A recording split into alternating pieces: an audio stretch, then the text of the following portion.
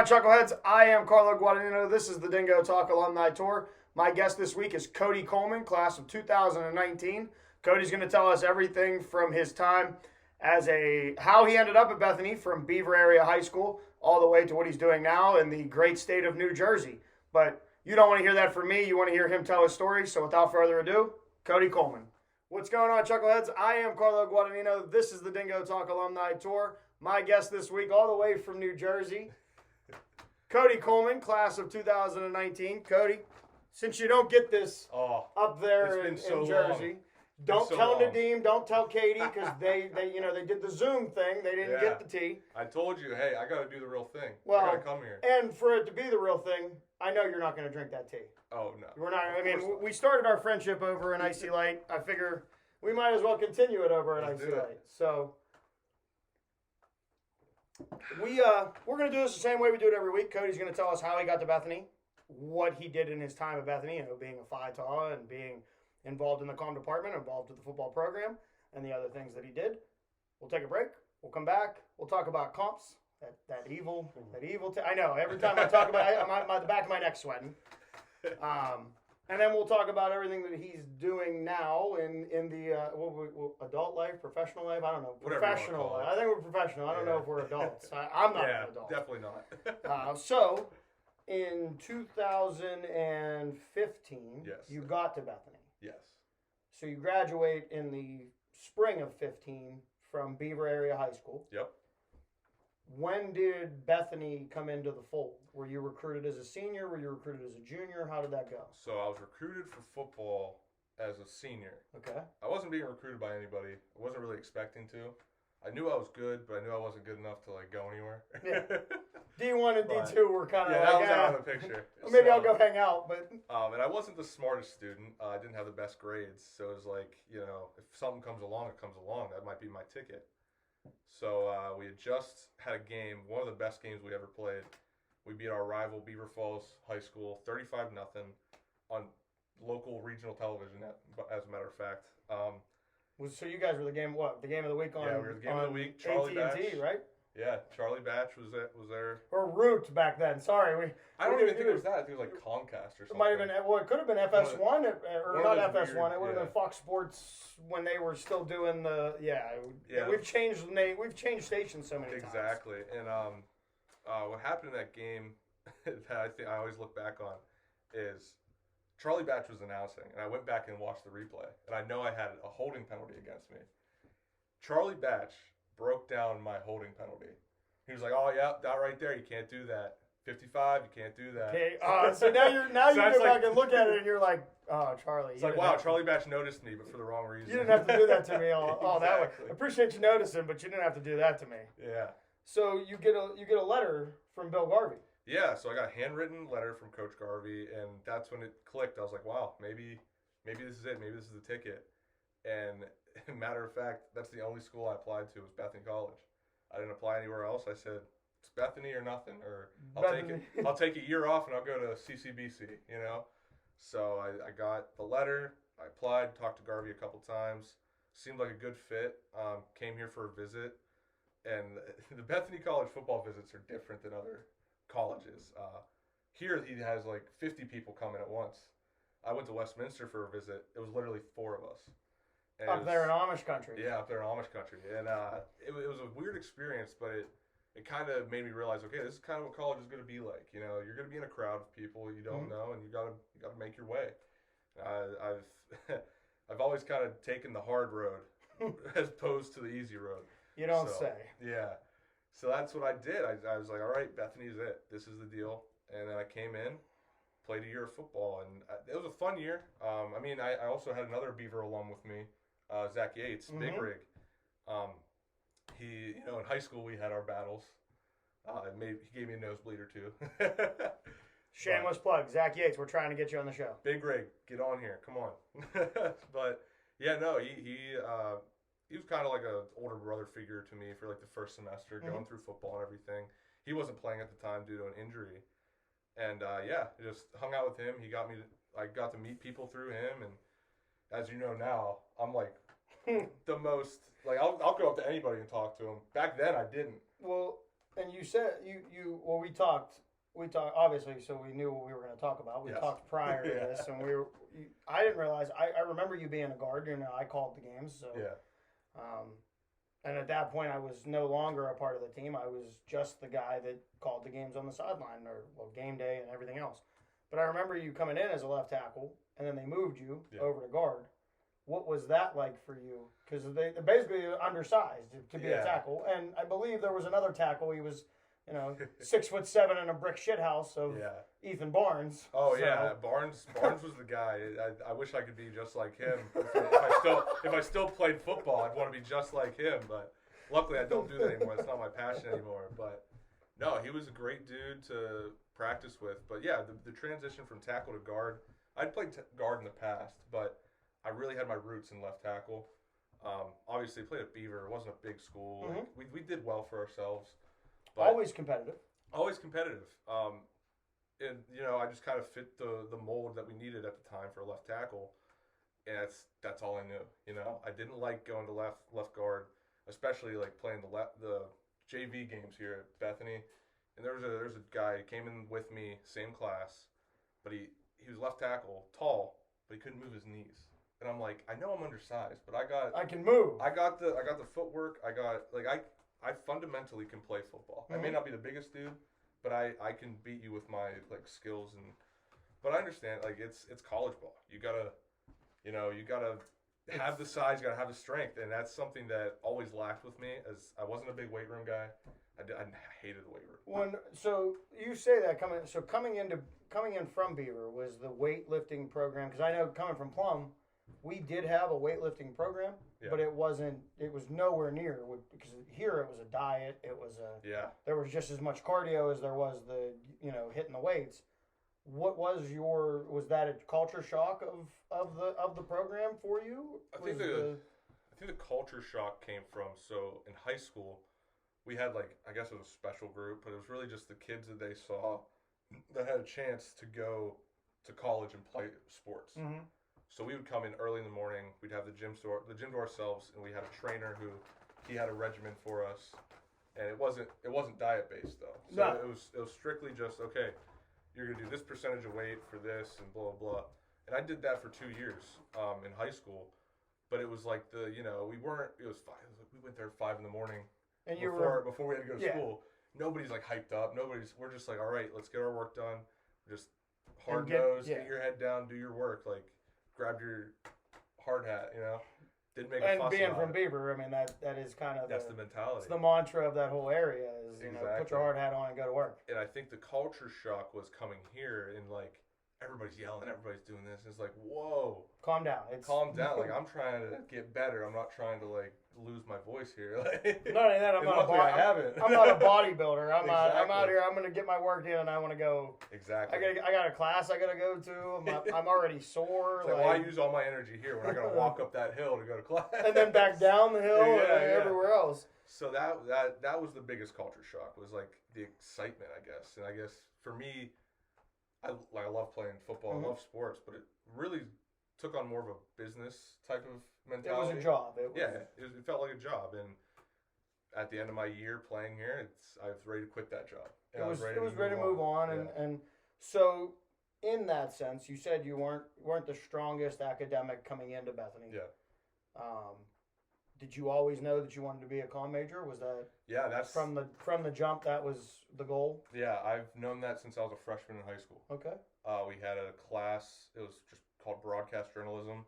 We did very little journalism.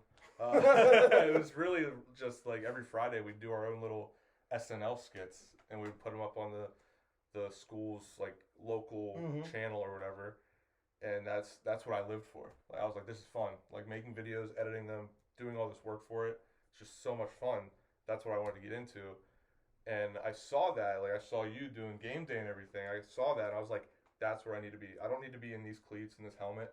I need to be holding that microphone. Well, and you come into the comm department as I can say this, because by the time when we talk about some of the past guests I've had, it's a lot of them there wasn't as much overlap, and then some of them I wasn't even thought of yet, and you damn sure weren't thought of yet, Gary Capel.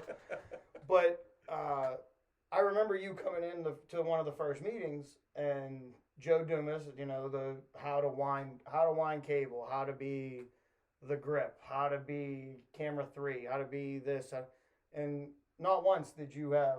There was no gripes. You were, well, what can I do? And not only that, but you were kind of the annoying little brother to the game day crew of, well, how do I?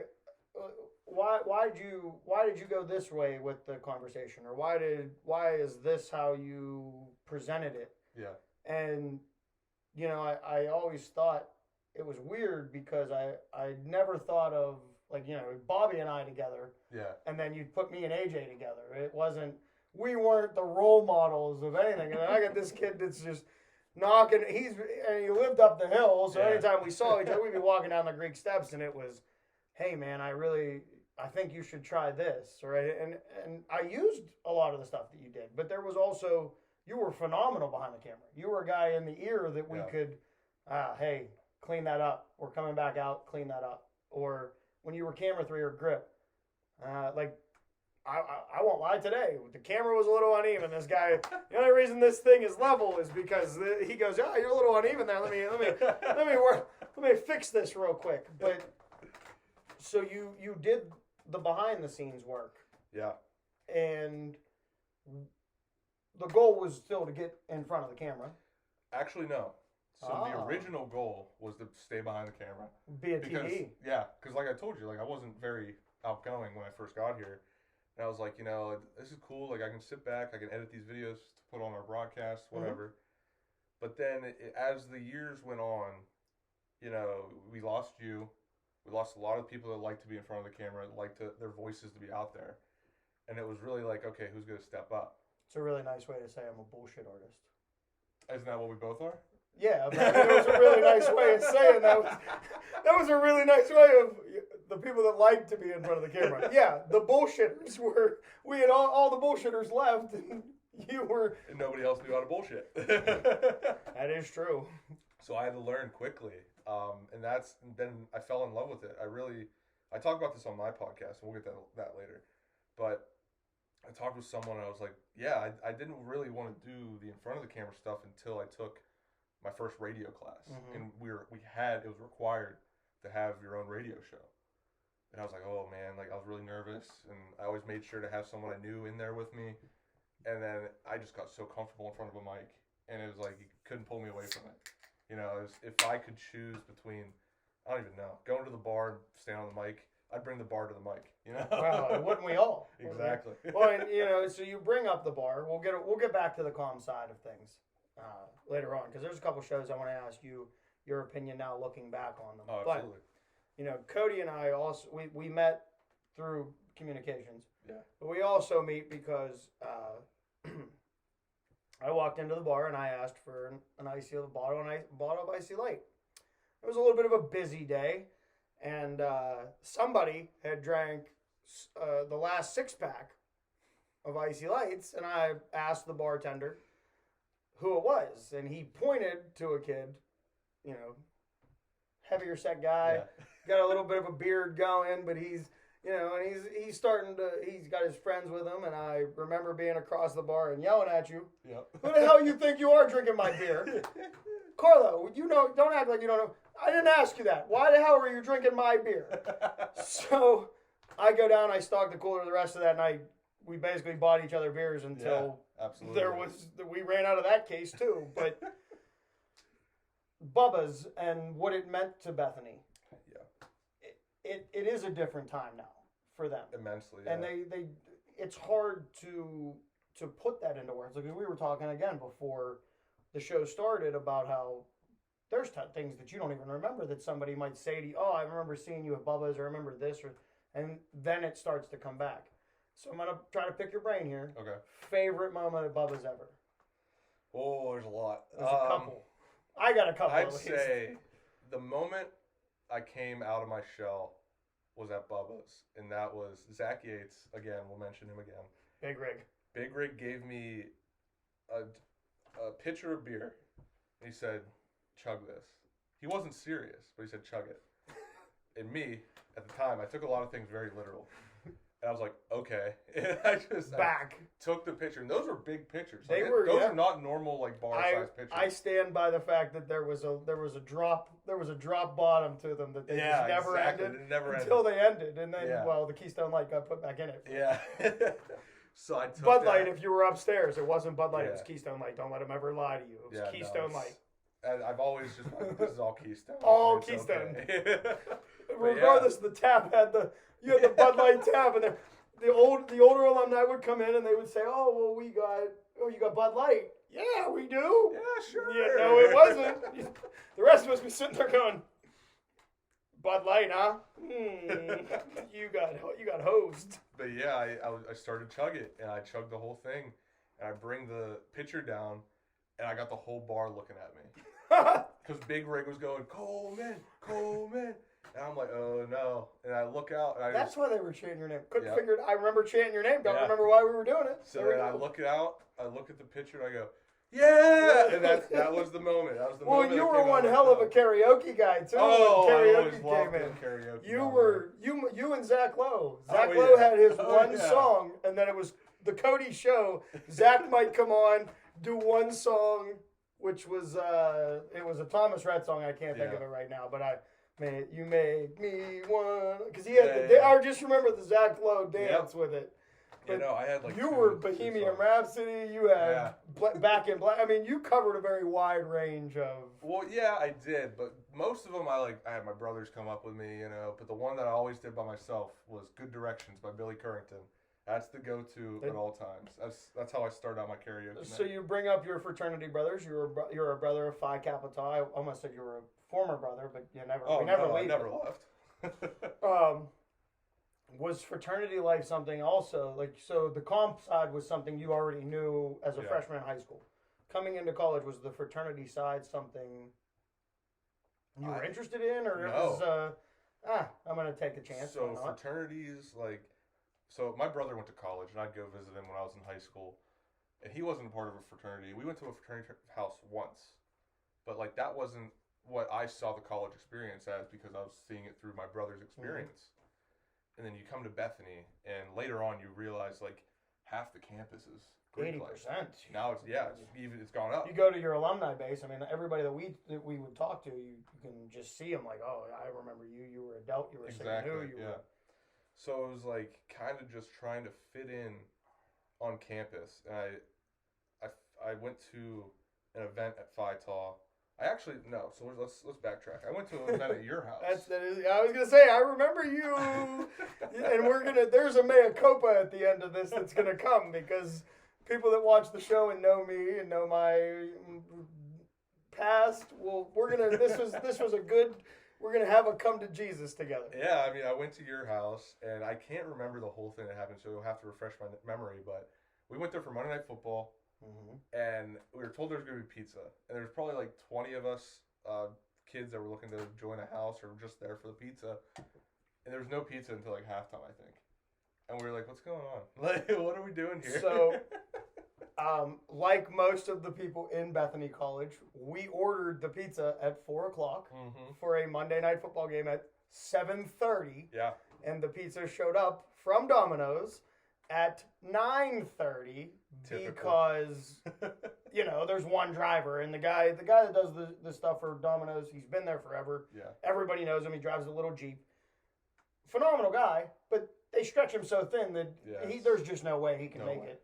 Don't tell me the little app that tells you, oh, your food's on the way. Yep. All right. All right, I'll be here in 3 hours. 3 to 5 business days later. Thanks for my pizza. Did you guys cook that, or am I supposed to cook it? But, so I do remember you coming down, and I remember having a conversation with you out back where I said, you're interested in joining, and he goes, I want to join Greek Life. I'm not sure where I fit. And I went, at least always my thing was, I don't care if you join my house. Yeah. It was go find where you fit. Yep. And this is our mea culpa, because we're going to come to our break here, and we'll come in. Maybe we'll add a little bit more before comps. Yeah. But, as a Phi Tau, and my relationship with Phi Tau, it never was good.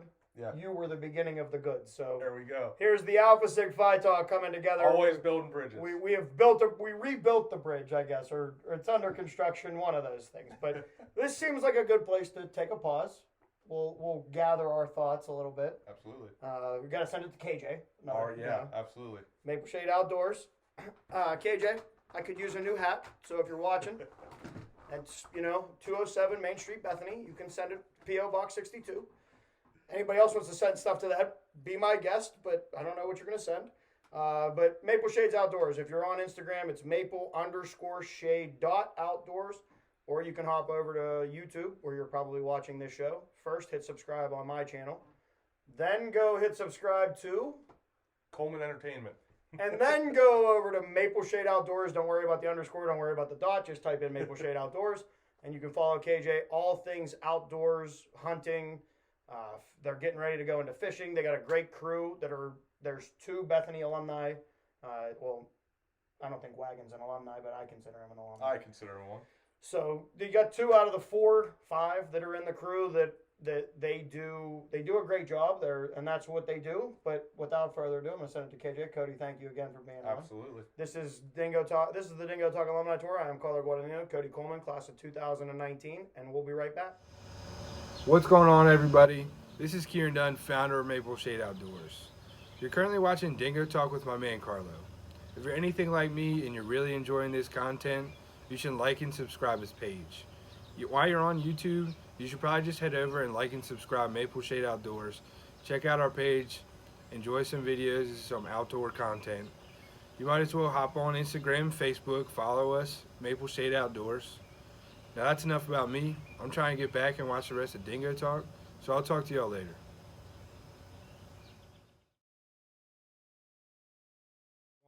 What's going on, Chuckleheads? I am Carlo Guadagnino. This is the Dingo Talk Alumni Tour. My guest is Cody Kohlman, class of 2019, all the way from New Jersey. Formerly of Beaver area, but lives in Jersey now. Works at NBC. NBC Universal, CNBC headquarters. That's that's basically what this part of the show is about. We're going to talk about everything he's doing now, but we have a couple things. Gotta get to the roots. And we got a couple things to talk about. So Cody brought up the fact that we overlapped, and I left, he stepped into a role. Show that we worked on together, Campus Feud, and man, was that the food was great. The food was phenomenal. Long day. That was the best part about that day, was that food. Long day. Because Eric Sprouse, who he used to be a professor here, he got a ton of sponsors for that, and I give him credit for that, and everybody, honestly, that was the biggest production we had done here that wasn't a sporting event. And we got recognized for it. Yeah, we got an award for it. The Telly Award. I believe Dr. Rodenberg has it in her office. And you were actually telling a story that I didn't know. So let's hear the camera microphone debacle. So I almost ruined Campus Feud. Well, you almost put the final nail in the coffin. Yeah. So what happened was it was a 4-camera shoot, and 1 camera was supposed to pick up audio for the crowd or something like that. And I knew the 3 cameras needed to be off. The sound needed to be off. So I forgot which 3, and I was put on a camera last minute, and I turned off the audio. And I watched Professor Sprouse, who was editing it, and he was like, "What happened? Where's the sound?" And I was like, "What do you mean?" And he asked me, it was calm, it was a good conversation. He was like, Did you turn the audio off of that camera? And I was like, "Yeah, I thought we were supposed to." And he goes, "No, that was the one that was supposed to stay on." And I was like, uh-oh. Well, and you bring up Eric. Eric was great he had the ideas, and he gave us the freedom to be more productive. Yeah. I mean, we did the movies, we did the documentaries. There was a bunch of things involved there. But he was I want to be the one editing it. Yeah, he wanted to make sure his name was on it, his stamp was on it. And you even volunteered. I got, look, I can fix this, no problem. And no. I could see him with his little hat on, leather jacket and all that. But so that leads into, you brought up that when I parted ways with Bethany, Then you worked with Kyle Wells, Dan Seaman, Yep. Linnell. Linnell. Was the young Linnell. Yeah, it was young Linnell. He was a new guy in town. You, and who is the fifth? I forget. Dakota Kotzel. I always forget about Dakota. No disrespect, Dakota. I love you, but I always forget that you were 5 guys talking. 5 guys talking. It was whenever Carlo left, we needed a pregame show. So I took it upon myself to kind of prove myself and produce this show. It was pre-recorded. We did a short live segment before games, but this was pre-recorded. And we just talked about the PAC. We talked about Bethany football, and that's what really. So then you also go. I believe you were behind the scenes on Bethany After Dark, which Yes, I I had was. Kyle Wells on about a couple months ago, and I pointed out Bethany After Dark a couple times. But you know how talking to Kyle, it's hard to keep.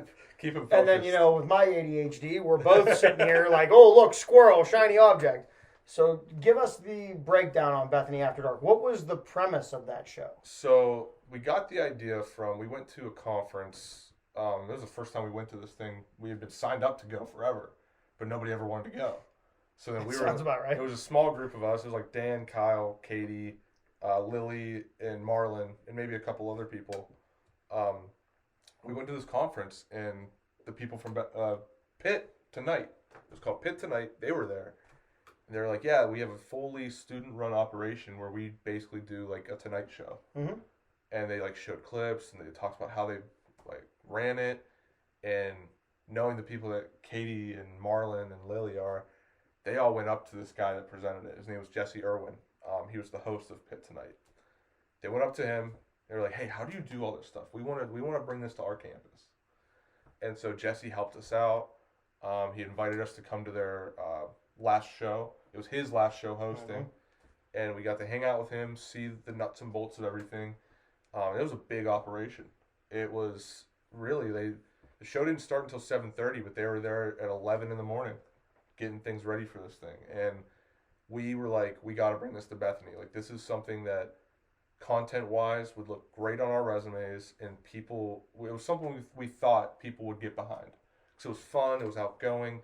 It wasn't your normal, here's the news, here's the sports, mm-hmm.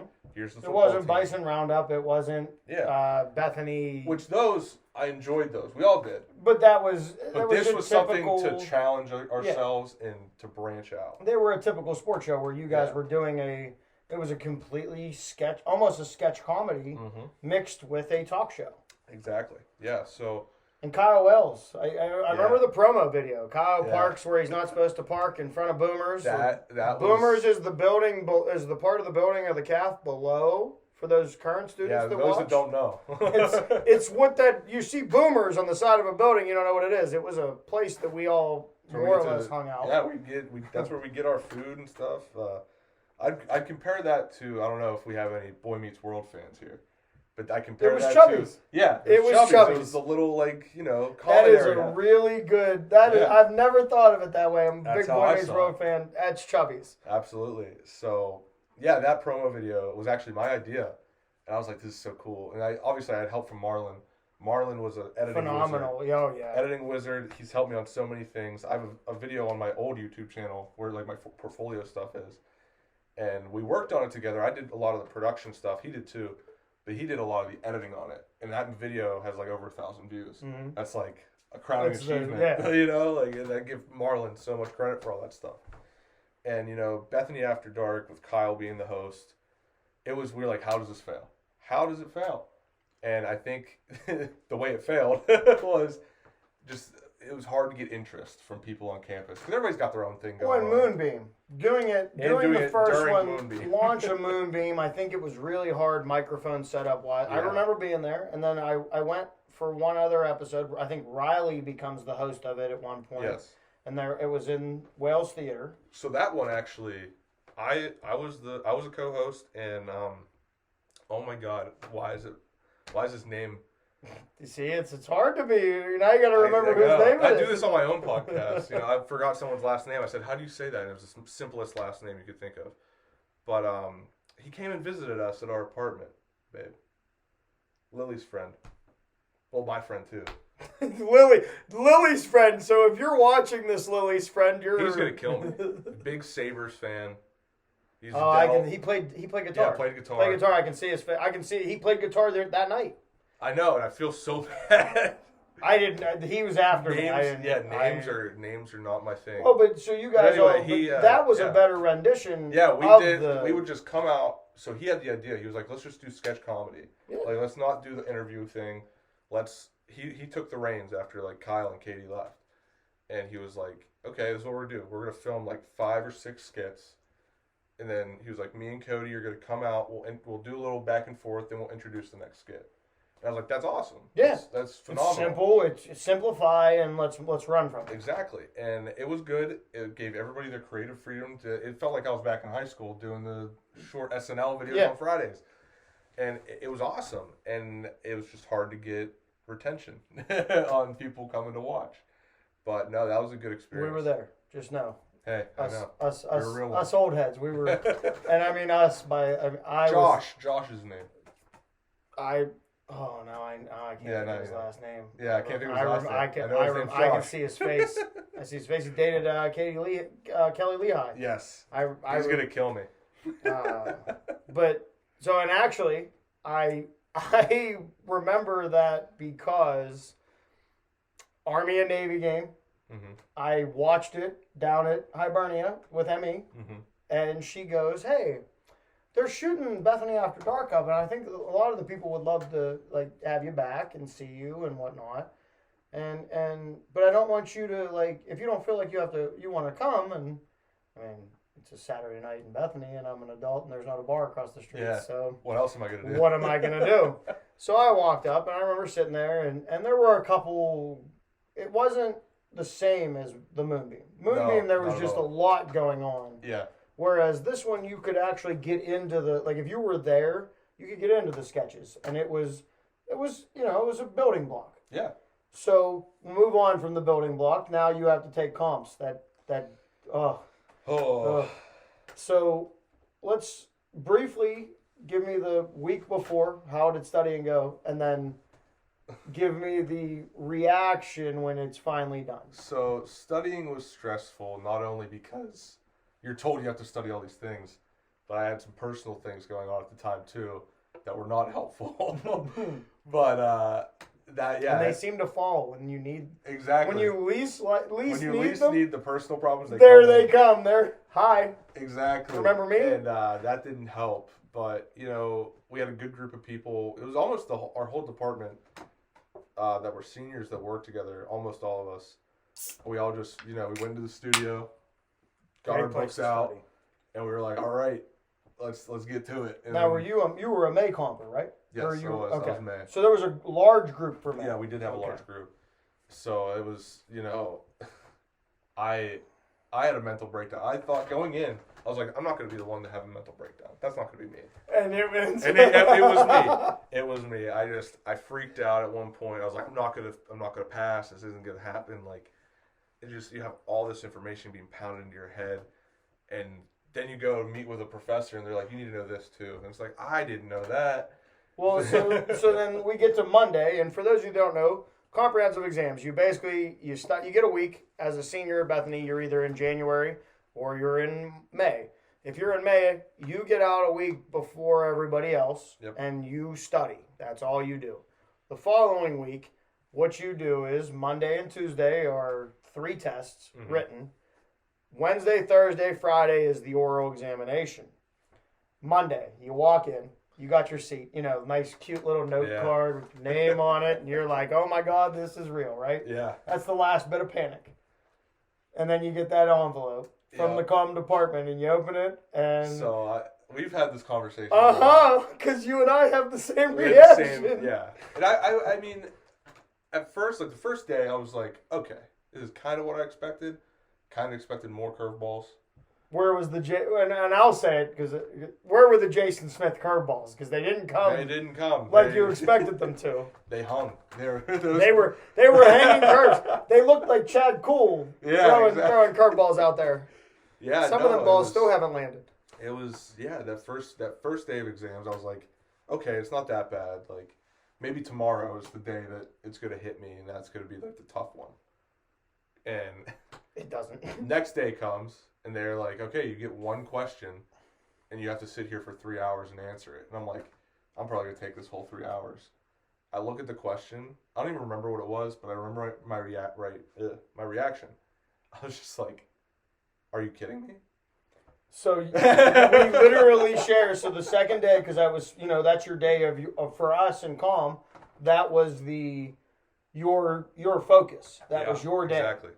And I remember opening that folder and looking at it and going, I can remember looking at Maureen Golick and sitting back and saying out loud, are you kidding me? And there was for anybody that knows me back then, there was a word in between there that for my show we're going to not use. But there was a word used, and I definitely, I said it out loud, and everybody that I'm taking calls with, they start laughing because it's, it's me, and there's a couple of, I think Hoffman was sitting next to me. I think Bubs was next to me as well on the other sides, and they're panicked. Really? Yeah. And I'm sitting there. I finished in like 50 minutes, and I wrote same. a whole book. I mean, it was a good. Yeah. I gave it. So did I. And I remember just like looking at them, and they're panicked, and it panicked. That was what panicked me. Is like, oh shit, did I not write enough? See, me, I wrote like a book and a half. Mm-hmm. So it was like you said, 50 minutes, right? And I was like, I should read over this. Let's make sure I hit all my points. And then you get through it, and you're like. And then I sat there for a little bit and like kind of just took in the moment. I was like, wasn't that bad. And it was like after about an hour and 15 minutes, I walked out. A couple other people walked out with me that were doing the same test. And I looked at them and I was like, did you think this would be harder? And they were like, yeah. Well, so and it's honestly the funniest part about comps is you get to that Tuesday, and when you walk out of that test on the written side, it's one of those like, well, you know what? Can't go back and change it. Exactly. So we're either going to orals or we're not. But hey, we did it. And that was the thing that for me, it was like, I'm going to get to orals, and it's like they're either going to tell me I failed or we're going to go on and talk about the oral question, whatever it is. And, went in. And they were just like, all right, let's talk. And I was like, okay, I didn't fail. Well, and so I had a guy on, Jeffrey Seglin, and he talked about how, and I use this, and I actually use this mine. I'm actually going to share a story with you about, I walked into comps, Emmy puts a glass of water in front of me. The little plastic cups like the catering cups. Yeah. And I drink it. And I'm, not that I have a problem talking to people, but they gave me Emmy, Dr. Sutherland, and the librarian, Heather Raschuti. Oh, wow.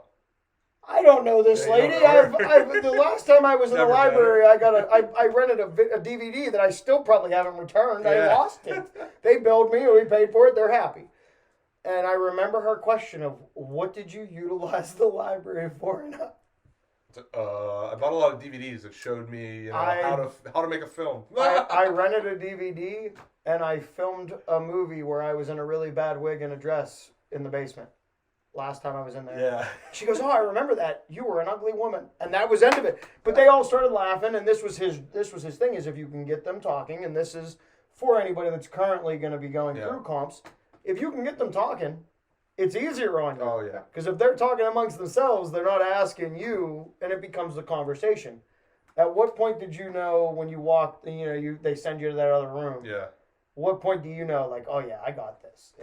It's in the bag.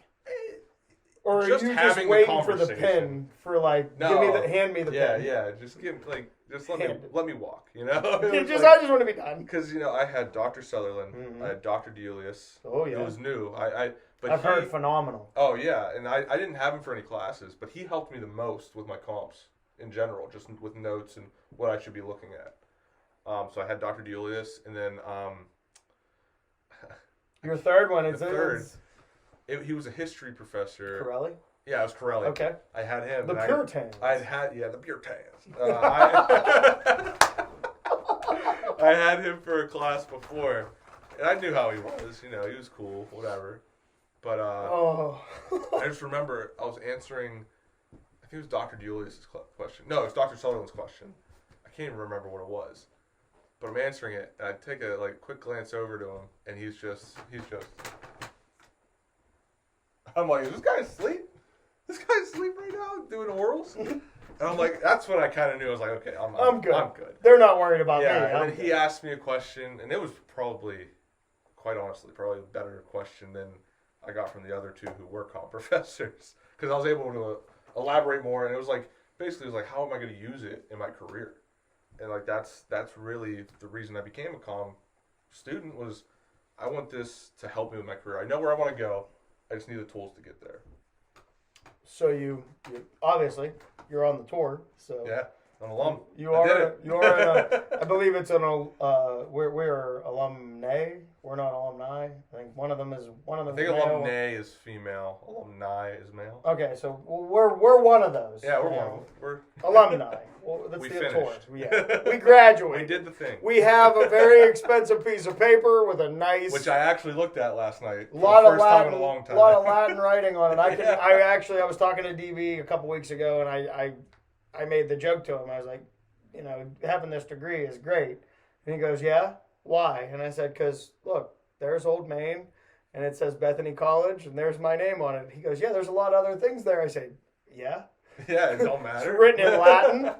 I struggle with the English language. Don't ask me to, Latin out these words. Exactly. So you walk across the stage. Actually, you're the last group up until this group coming that got to have a graduation ceremony here at Bethany, not virtually. And it was outdoors. Which was one of the first, the last two times before that they tried it. They got halfway through, and then boom, the clouds came and thunderstorms happened. Yep. And so you leave Bethany. Yes. What happens to Cody there? So I had accepted a job before. Well, okay, let's preface. I had to take another class. Mm-hmm. And I wasn't sure if I was going to graduate. Obviously, they're going to let me walk because You comped. Yeah, I comped. It's whatever. But I had accepted a job, and I accepted the job at NBC Universal, and my dad always says, you should have taken more time to go out there. I literally graduated 3 weeks later. I'm in New Jersey. Well, yeah, because you ended up, you got the two people that I had on the show. You stayed with Katie and Nadim for a little bit. Yeah, so when I got out there, it was like, I was like, this is the real world. I had the money that my uncle who was helping me pay for school. Mm-hmm. It was the leftover money from him helping me pay for school. He was like, use that to get started. Yeah, that you're not coming into the world with a $0 balance. And I was using that money, and I used most of it to pay for hotel rooms until I could get my own place. Yeah. And thankfully for Katie and Nadim, Nadim kind of brought up the idea. We were hanging out in their apartment one time, and he was like, why don't we all just get a house? Because it was the three of us and then Katie's friend from high school. I could just see Nadim. Why don't we just get a house? Yeah, right? And he was like, dude. Come on, bro. We got a house. That'd be awesome. It would be great. It would be great. And so that's what we did. We got a house. We rented that for a year. And yeah, the pandemic hit towards the end of our tenure there.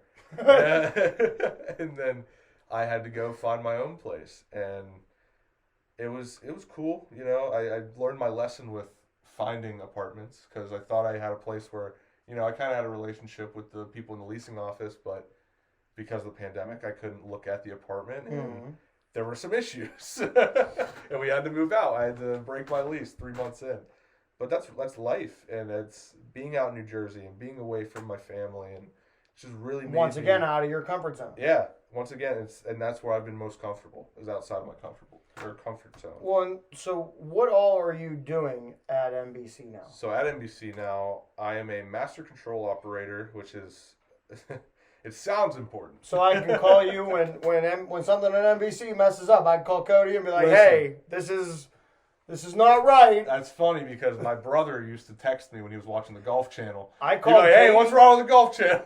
There was a Penguin game Yeah. that for some reason, and it was the whole region got blacked out. Yeah. And I remember texting Katie before the show idea came up. I remember texting her and being like, hey, I'm on NBC Sports right now and trying to watch the Penguin game. Can you...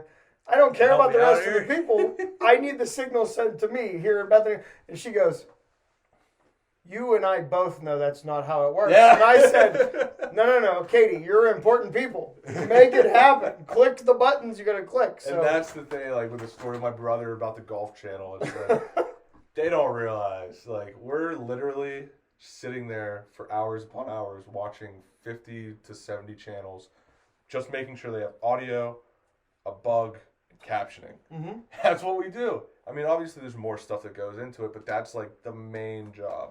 Well, and you already have your foot in the door, as Katie pointed out. I think Katie started it out in the same... Yeah. And Nadim's in that same position now. But it's the foot in the door that now...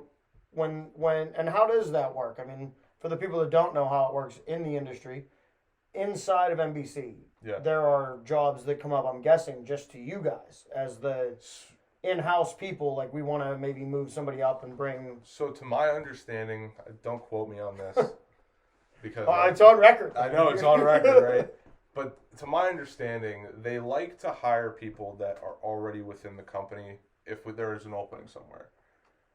Like where I'm at now, it's a beginner, you know, and it's like Katie moved on to her job. I don't even know what she does, but she does important shit. Marketing. Yeah, it's like, I don't know. She I told us about it, and I sat there and just went. I don't even ask questions. I'm like, you know what? Good for you. Yeah. I couldn't do it. You're up here. I'm gonna stay right here right now. Yeah, and then there was a job that I applied for. It's actually Nadim's job now. Mm-hmm. We both applied. We applied at different times, I think, but he ended up getting it and I didn't. But we kind of knew that was going to happen. It was just, I saw an opportunity. I was like, why don't I try? Why not? You're going to put your name in. Yeah, and I'm like, damn it, Nadim, I wish I had that job because now you get to work from home and I don't. So, yeah, from my understanding, they like to hire from within because they want to keep a good culture of people at NBC, and that's what I've been told is like we're building a good culture here. We have a lot of ranging like ages, but mostly a young core that's probably going to lead us into the future. Into that of the next, company. yeah. So, lastly, and I end every show the same way, whether people want to admit that or not. It's the same basic premise. The rest of it is you, and I play off of you. But these two questions come, and you were a Division III athlete, so I will ask you the two questions. Why Bethany? If you're speaking to a prospective student that could come into Bethany next year. And this is including my prior, like, my time here? Yes. Okay. Yes. Okay. Why Bethany? Why would you if you were if you're recruiting right now, you're working in admissions. Yeah. You're recruiting somebody to come to Bethany. Why Bethany? And then the second part of that is why Division III? If for the athlete out there that might think, oh, Division I, Division II is the end all be all. Okay, so why Bethany? That's a question I love because it's like, you come here. I was a kid. A week or two into football, I had called home. Mm-hmm. I was distraught. I was like, I can't do this. Like, football's too much for me. Everything's too much for me. And my dad was like, well, you got to stick it out. You got to at least stick it out a year. Saying about football. And, I did. And I'm thankful that he made me do that. Because just being here, not even football, just being here for a year showed me how much of a community this is. And it's so much more than the academics. It's so much more than the sports. This is a family. Absolutely. I view everybody. I talk to you once a month at least. Exactly. If not more. Exactly. That's the thing is I can reach out to anybody that I went to school with here, and they're like, "Oh, hey, Cody, how you doing?" It's not like, "Oh, what do you want?" It's like, "Hey, how are you? How's things going?" And it's like, why Bethany is, I had someone. This was whenever I was a sophomore. The bar was still open at the time. Forget their name, but I think they were in Dell. They were an alumni at the time, and well, they're still an alumni. Well, yeah, still, but like when maybe I don't know. They might not be. Yeah, maybe they. Maybe they got their. Maybe Bethany went. Oh, I don't know. Those credits don't add up here. We're gonna take this back. It was someone from Delta Tau Delta, and I was at the time I smoked cigarettes heavily, and we were out there. I asked him for one, and we were talking. He's like, "What year are you?" I said, "I'm sophomore," and he was like, "You like it here?" I was like, "Yeah." And he was like, now that I'm talking about the story, I can't remember the quote. But he said something along the lines of like, this is family. It's like you hate it here while you're here, but you're dying to come back. When you're gone. Exactly. And it's like, you can't take a second here for granted, you know?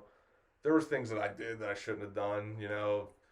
Maybe I should have went to that party. Maybe I should have stayed in that one night. But it's like, more often or not, you're going to want to go out and meet people and talk to everybody, because that's what makes Bethany great. Is that everybody's willing to have a conversation with you. Everybody's family here, and you're going to be treated that way. Then on to your second question, why D3? You know, I quit D3, you know. I quit the sports, and I wasn't a good influence while I was here to all my other friends that were in sports. No, because once you're away, out, you're like, no, you get out too. Let's go drink. Let's you know? go have a good time. Like, but why D3? You know, especially now that I'm gone, and I'm seeing a lot of the changes that have happened in the sports here. It's a lot better than it was when I came in. You know, you have a new baseball coach who I've gotten close to. Phenomenal. He's phenomenal in my opinion. He's a player's coach in my opinion. Absolutely. He's going to listen to the players, and it's not going to be his way or the highway. It's going to be, how do we move on together? How do we build? How do we build together? So you have that aspect. When it comes to the women's sports, you have Brian Sansom. Phenomenal. Just moved into town, actually. Good for him.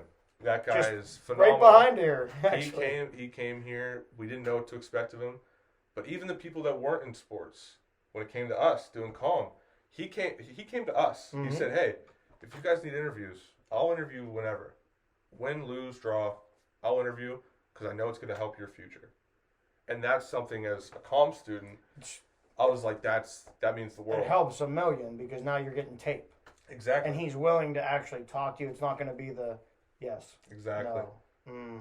Exactly. And there have been coaches here in the past that were like, no, I won't talk to you after we lose, or I won't talk to you at this specific time.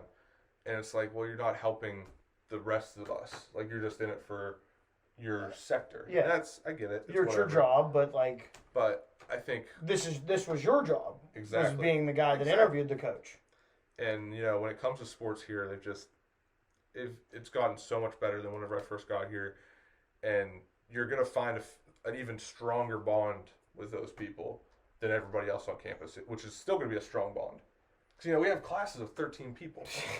Like, you had classes of 13 people. Maybe once. I think I had 13 people I might have in a lecture hall. You had 13 I might have people. wandered past a 13 people class, and not that I went to class all the time, but hey, I wandered by some classrooms in my day.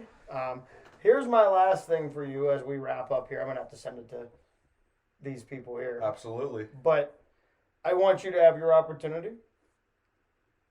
Go ahead. Promote. Yes. Promote Cody. That's what this is. You talked about the community. This is what this show really is. We're supposed to be, this is two alumni sitting together that are doing the same thing. It's not a rivalry. It's not anything like that. It's you want to grow your brand, I want to grow my brand, and we should grow together. Exactly. So I do a podcast on my own. I call it Back to the Berg. I try to interview, you know, athletes, people in sports media, or just people in general that have done something and are from Western Pennsylvania. Some of them haven't been, but they're like fans of like the Steelers. Like I had Joey Molinaro from Barstool Sports on. Huge. He's a huge Steelers fan. He comes to Pittsburgh every summer, he said. And, you know, I had him on. And it's just something to, you know, get to know the roots of people that you see out there, you know. Another big one that it was important to me, maybe not a lot of people know who he is, but John Burkett, he's from my high school. He graduated around the same time as my father. And they were, like, he was such a good baseball player, and I feel like he's been almost forgotten. And he was the first pitcher to throw a no-hitter, I think? No, complete game in the ALDS against the Yankees in Yankee Stadium. So that's something pretty goddamn important. Yeah, I mean, I don't know many people that nobody gets this, because you said he's the first one. Nobody else gets to, and then the house that they built, not the new one. Yeah, and you know, just I get to talk to these people and get to know who they are, and get to see how they got to where they are now and what's in it for them in the future. And then along with that, you know, I do this all through the Pod Hub Network. Thank you to those guys, especially DiNardo. He's like my mentor. Anthony DiNardo. He's the host of North Shore 9. You know, and he inspires me. You know, I have so much more content I want to make. I have two other podcasts. One's a revival of the one I had in college, CK Radio. That's one that I'm trying to bring back. I miss CK Radio. Dude, I'm bringing it Missed back. it. I'm just coming. saying, I was a fan. I don't know. You know, I might have been one of the only ones at that point back in the original days. I mean, it was you and my dad. I was a ground level fan. Like, I've been a ground level fan of Kohlman Entertainment as well. I mean, I appreciate it, my brother. And, you know, we're doing that. I got another one I got in the works. It'll be a monthly podcast. It'll be a Yinzer book club. Okay, I don't read books, but I don't blame you. Get on Audible, my friend. I can do that. You know, they'll speak them to me. Exactly. That's what I'm. You know, I like that. Driving around listening. So that's another one I'm working on, and coming up starting on the 30th, I have a 6-episode series of Back to the Berg. It's going to be called Back to the Ballpark with the Washington Wild Things. Oh. There's 6 individuals that are on the Wild Things that are all Western PA guys.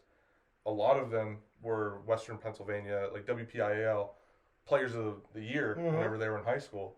So it's really, I got to talk with the GM of the Wild Things. He's like, these are the guys that for some reason Western Pennsylvania history forgot, and now it's time to give them their due. Yes. And I agree 100%, and I'm glad I was able to do these interviews with them, and that's what's coming up for me. Well, so make sure that you hop on over to YouTube and subscribe to Kohlman Entertainment. And, well, if you're watching this, just right below, down in the corner. I don't know. Like right over here. Yeah, over there right by over Cody. Here.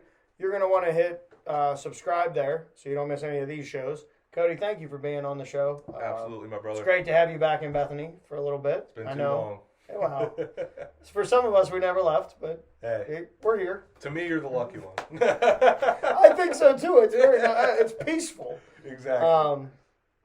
Also, make sure that if you are ever in the Bethany, West Virginia area, you stop into Chambers General Store, because let me promise you, if they don't have it, you don't need it. Get a breakfast sandwich, get everything else, get just the conversations that you can have with Harry. Absolutely. And Charlotte and Bev and Becky, everybody that works there. But Harry, without further ado, let me one more time. This is the Dingo Talk Alumni Tour. I am Carlo Guadagnino. That guy right there is Cody Kohlman, class of 2019. Cheers, buddy. Cheers, brother. Harry, take it away. Navy in Bethany. We had sailors in Bethany. That was pretty early. I wasn't very old. But I would take water up to them. They had a trailer just outside where Bendham Commons is now, on the street. And I'd take water to the guys that worked in there. Why were they here? They were training for officers. Okay, so it was an officers training school. Officers training school. Any idea how Bethany got chosen? They probably asked. And how many of them were? How many were here? Do you remember? No. It would say in there, a couple hundred, I'd say. And I've always heard that was the biggest Bethany ever was. Bethany College ever was, up towards 1,100. It was big. But I was pretty young, and I didn't pay much attention to it at that point. Anybody that hasn't seen a picture of it, that's where, for those alumni out there, that's where Richardson Hall sits now. I don't know if you can see it or not, but there were barracks in that open area. And that's where the guys were housed. And Jack and I were going through these books a little earlier this week, and several of the young ladies here in Bethany had husbands because the naval men were in Bethany. Married them and kept them here. You've just watched another exciting episode of Dingo Talk, recorded in the secret lair deep in the hills of Bethany, West Virginia. Let me give a shout out to my man Don over at Maple Shade Outdoor. He's got some great stuff going on over there on YouTube and Instagram. Please make sure you check him out. Also, now available as promised, we have the second edition Bethany, West Virginia Mushroom Capital of the World t-shirts and our Chambers General Store. If we don't have it, you don't need it t-shirts. Available in all sizes. So make sure you stop by the store for a t-shirt, breakfast sandwich, or sausage biscuits and gravy, and make sure to check out those daily lunch specials. Now back to you, Dingo. By now, you wanna know